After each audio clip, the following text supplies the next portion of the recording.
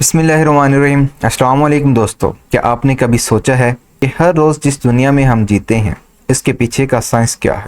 क्या वजह है कि एक प्लेन हवा में उड़ता है या एक बिजली का बल्ब रोशन होता है? ये सब कुछ समझाने के लिए हमें एक ज़बरदस्त सब्जेक्ट की ज़रूरत होती है और वो है फिज़िक्स। लेकिन फिज़िक्स सिर्फ एक सिंपल सब्जेक्ट नहीं, ये एक बहुत वसी और गहरा इल्म है जो कई ब्रांचेस में तकसीम है। हर ब्रांचेस एक अलग पहलू को समझाने के लिए बनाई गई है।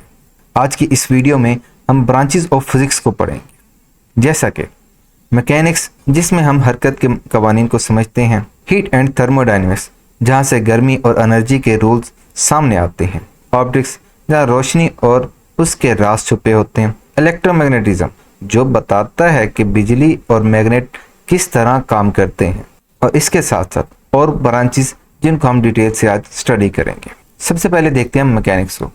It is the study of motion and physical effects which influence motion. It is based on Newton's law of motion and gravitation and is effect called classical mechanics. यानी ये हमें क्या बताता है कि आपके पास मैकेनिक्स जो कि न्यूटन्स के कवानीन को फॉलो करते हुए मोशन की स्टडी, मोशन क्यों हो रहा है और इसके अफेक्ट हमारे पास क्यों मिल रही हैं या क्या क्या अफेक्ट मिल रहे हैं, उनको स्टडी करने के लिए हम इस्तेमाल करते हैं। जैसे कि एग्जांपल के तौर पे हम लेते हैं कि आपके पास एक कार है, अगर इस कार को मूव करवाया जाए, जैसा कि आप स्क्रीन पर देख रहे हैं कि कार आपके पास मूव कर रही है। अब ये मूव क्यों कर रही है, किस वजह से कर रही है, किस कवानीन को फॉलो करते हुए कर रही है, और इसकी जो मोशन है वो आपके पास कौन सी मोशन में हम मूव कर रहे हैं, ये सब कुछ हमें बताता है मैकेनिक्स। नेक्स्ट आपके पास है हीट एंड थर्मोडायनेमिक्स। डिफाइन देखते हैं। It deals with the thermal energy possessed by the materials and it is used when it follows from one body to another। अब इसमें क्या है, हम देखते हैं कि आपके पास जो हीट है कैसे एक बॉडी से दूसरे बॉडी में ट्रांसफर होती है और उसके नतीजे में हमें क्या क्या इफेक्ट्स मिलते हैं। जैसा कि हमारे पास एक बर्तन है जिसमें हमने पानी फिल किया हुआ और नीचे से हम आग से हीट प्रोवाइड कर रहे हैं। अब देख रहे हैं कि हीट सिर्फ कुछ पॉइंट पर हम प्रोवाइड कर रहे हैं, लेकिन इसकी वजह से आपके पास पूरे का पूरा बर्तन गर्म हो जाता है। अब गर्म क्यों होता है, इसकी वजह हम हीट एंड थर्मोडायनेमिक्स में पढ़ेंगे। नेक्स्ट है आपके पास acoustics. It deals with the nature and physical aspects of audible sound energy, यानी साउंड जो हमारे पास प्रोड्यूस हो रही है उसकी नेचर क्या है, वो किस टाइप की है, वो कैसे मूव करती है, किस वेव फॉर्म में मूव करती है, उसके लिए कौन कौन से वसाइल यानी कौन कौन से मीडियम का होना ज़रूरी है और किस मीडियम में उसकी स्पीड तेज़ होगी, कम होगी, ये सब कुछ हम अकोस्टिक में डिस्कस करते हैं। इसके साथ साथ आपके पास साउंड की वजह से हमें क्या फ़ायदे या क्या नुकसानात मिलते हैं और फिज़िकल एस्पेक्ट्स हम इसके डिस्कस करेंगे, यानी इंसानी कान पर इसका क्या असर आता है, इंसान किस हद तक का साउंड सुन सकता है और किस हद तक का साउंड उसके बर्दाश्त से बाहर हो जाता है। तो इसके लिए आपके पास फ्रिक्वेंसी रेंज है 20 से 20,000 हर्ट्ज, एक इंसानी कान की फ्रिक्वेंसी रेंज है। यानी इस रेंज के अंदर अगर आपके पास साउंड मिल रही है तो हम इंसान सुन सकते हैं, अदरवाइज हमारी रेंज से बाहर हो जाएगा। ना तो 20,000 हर्ट्ज से ज़्यादा की फ्रिक्वेंसी हम बर्दाश्त कर सकते हैं, हमारे लिए नुकसानदा होगा, और अगर 20 हर्ट्ज से कम है तो हम उसको भी नहीं सुन सकते। अगर इस रेंज से आउट चले जाते हैं, इस रेंज से 20,000 रेंज से बढ़ जाते हैं, तो वो कौन कौन से जानदार इनको सुन सकते हैं, कौन कौन से जानदार इनको बर्दाश्त कर सकते हैं और किस जानदार की कितनी रेंज है, ये हम अकोस्टिक में डिस्कस करेंगे। फिर आपके पास आ जाती है ऑप्टिक्स।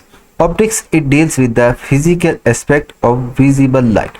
ऑप्टिक्स में हम क्या करेंगे, हम देखेंगे कि आपके पास लाइट सीधी डायरेक्शन में क्यों मूव करती है। इसके साथ साथ जैसे कि आपके पास एक प्रिज्म दिखाया गया कि लाइट एक फॉल करवा रहे हैं, लेकिन दूसरी साइड पे हमें 7 कलर्स की रेनबो नजर आ रही है। अब ये क्यों होता है, लाइट इफेक्ट कैसे करती है, इंसानी बॉडी पर इफेक्ट कैसे करती है। इसके साथ साथ हमें जो नजर आता है या हम चीजों को देख सकते हैं, तो उसमें लाइट का क्या किरदार, इसको हम डिस्कस करेंगे ऑप्टिक्स में। नेक्स्ट आपके पास है electromagnetism. It is the study of electromagnetic phenomena and mutual relationship between electric and magnetic field. इसमें क्या है कि अगर हम एक सर्किट में से, एक वायर में से इलेक्ट्रिक करंट पास करते हैं तो उसके इर्द गिर्द आपके पास मैग्नेटिक फील्ड प्रोड्यूस हो जाती है, या हम मैग्नेटिक फील्ड की मदद से इलेक्ट्रिक करंट को पास करवा सकते हैं। अच्छा, हमारे यहाँ हम घरों में क्या होता है, अक्सर हमारे घर वाले कहते हैं कि आप लोगों ने अगर बिजली की तार को टच कर रहे हैं तो किसी लोहे की चीज को हाथ नहीं लगाना। क्यों?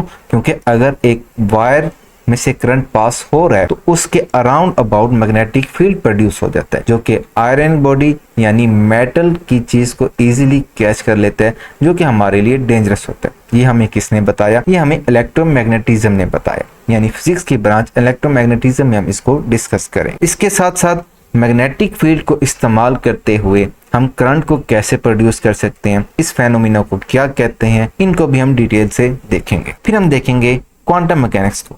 It explain the behaviour of particles at the atomic and सब एटॉमिक लेवल, जिसमें हम देखेंगे पार्टिकल्स कैसे बिहेव करते हैं एटॉमिक लेवल पर और सब एटॉमिक लेवल पर। यानी न्यूक्लियस के गिर्द जो इलेक्ट्रॉन्स है ये मूव कर रहा है, तो क्यों मूव कर रहा है, किस वजह से मूव कर रहा है, इसकी मोशन कैसी है। इसके साथ साथ कौन कौन से पार्टिकल्स हैं जो एटॉमिक लेवल पर या सब एटॉमिक लेवल पर मोशन करते हैं और इससे हमें क्या इफेक्ट्स मिलते हैं। जैसे कि हम पीछे मैकेनिक्स पढ़कर आए हैं, वो हमारे पास क्लासिकल मैकेनिक्स थी, जिसकी रेंज है आपके पास स्पीड ऑफ लाइट से कम का। आपके पास अगर कोई बॉडी मूव कर रही है तो हम उसको डिस्कस कर सकते हैं क्लासिकल मैकेनिक्स में। या आपके पास जो एटम्स हैं, एटम्स की जो वैल्यू है, एटम्स का जो साइज है वो बहुत ज़्यादा स्मॉल ना हो, यानी एटॉमिक लेवल से बड़ा हो, उनको हम डिस्कस कर सकते हैं क्लासिकल मैकेनिक्स में। हमें इस एटॉमिक लेवल पर और सब एटॉमिक लेवल पर डिस्कस करने के लिए क्वांटम मैकेनिक्स की जरूरत पड़ती है। नेक्स्ट आपके पास है relativistic mechanics. It explain how space and time are not absolute quantities but related to observer. It describes the relationship between them and how they are influenced by gravity and speed. अब space और time को absolute quantities नहीं कहा गया, यानी space और time एक दूसरे के साथ कैसे रिलेट करते हैं। जैसे कि हम डायग्राम में देख रहे हैं कि हम जिस दुनिया में रहते हैं, जो स्पेस है वो एक चादर नुमा, एक जाली नुमा आपके पास है, जिसमें हम अर्थ को अगर रखते हैं तो वो वाला हिस्सा ग्रेविटी की वजह से डाउन हो जाता है, गहरा हो जाता है। कैसे हमें पता लगा कि ये गहरा होता है, इसका टाइम के साथ क्या इफेक्ट है, स्पेस के साथ क्या इफेक्ट है, ये सब कुछ हम डील करेंगे रिलेटिविस्टिक मैकेनिक्स में। Now we are going to study nuclear physics. Nuclear physics क्या है? It is the study of the properties of nuclei of the atoms, यानी न्यूक्लियस में कौन कौन से एटम्स पाए जाते हैं, इनकी वजह क्या है, क्यों पाए जाते हैं, कितनी तादाद में पाए जाते हैं, ये कौन कौन सी खसूसियात रखते हैं, इनके ऊपर चार्ज क्या है, इनकी मोशन क्या है, इन सब को हम डिस्कस करेंगे न्यूक्लियर फिजिक्स में। अगर इनको हमने अलहदा करना हो तो हमें क्या करना पड़ेगा, या इनको हमने इकट्ठा करना हो, जोड़ना हो, तो फिर हमें क्या क्या प्रोसेस इस्तेमाल करने पड़ेंगे, किन मेथडोलॉजी को फॉलो करना पड़ेगा, वो हम न्यूक्लियर फिजिक्स में डिस्कस करेंगे। फिर आपके पास आ जाता है पार्टिकल फिजिक्स। पार्टिकल फिजिक्स क्या है? It is the study of subatomic particles and elementary particles which are basic building blocks of matter. इसकी पहले एग्जांपल लेते हैं कि अगर हम एक मकान बनाते हैं, घर बनाते हैं, तो उसको बनाने के लिए हमें क्या करना पड़ता है, ईंट की जरूरत पड़ती है, जो कि आपके पास बेसिक जरूरत होती है एक मकान के लिए। ईंट, सीमेंट, रेत वगैरह, ये वो चीजें हैं जो हम डेली लाइफ में, यानी एक बिल्डिंग बनाने के लिए हमें जरूरत पड़ती है। बिल्डिंग बनाने के लिए तो हमें इन चीजों की जरूरत थी, प्लस के लिए जिन चीजों की जरूरत थी वो कैसे बने, उनमें कौन कौन से पार्टिकल्स पाए जाते हैं। जैसे कि हम डायग्राम में देख रहे हैं कि आपके पास एक न्यूक्लियस है, न्यूक्लियस में आपके पास क्या प्रोटॉन मौजूद है और न्यूट्रॉन मौजूद है। अब प्रोटॉन और न्यूट्रॉन को हम यहाँ पर अलग से डिस्कस कर रहे हैं। न्यूट्रॉन बनाने के लिए हमें क्वार्क्स की जरूरत थी, जो बेसिक बिल्डिंग ब्लॉक का काम करते हैं।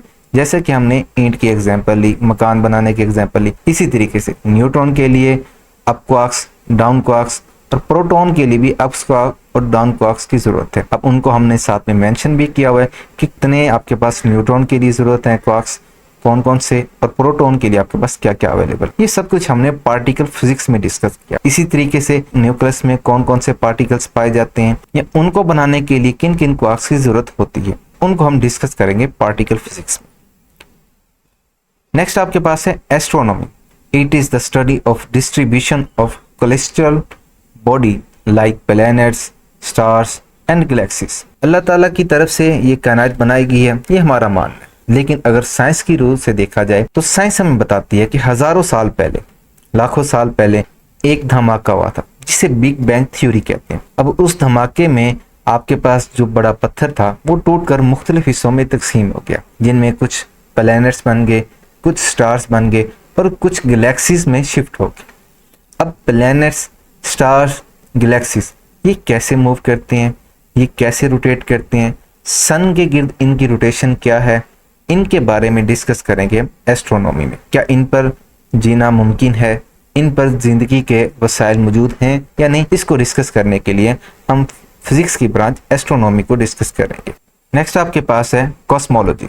It explore the larger structure and evolution of the universe. जैसे कि हमने एस्ट्रोनॉमी में पढ़ा था कि हम प्लैनेट्स, स्टार्स, गैलेक्सीज, हर किस्म के मटीरियल्स को, हर किस्म के उन बॉडीज को डिस्कस करेंगे जो स्पेस में मौजूद है। लेकिन कॉस्मोलॉजी में क्या है, हम लार्जर स्ट्रक्चर यानी ऐसे इस्लाम के बारे में स्टडी करेंगे जो बहुत बड़े साइज में है। जैसे हमारे प्लैनेट्स हैं, हमारा अर्थ है, हमारा वेनस, स्टार्स, सन, इनके बारे में डिस्कस करना।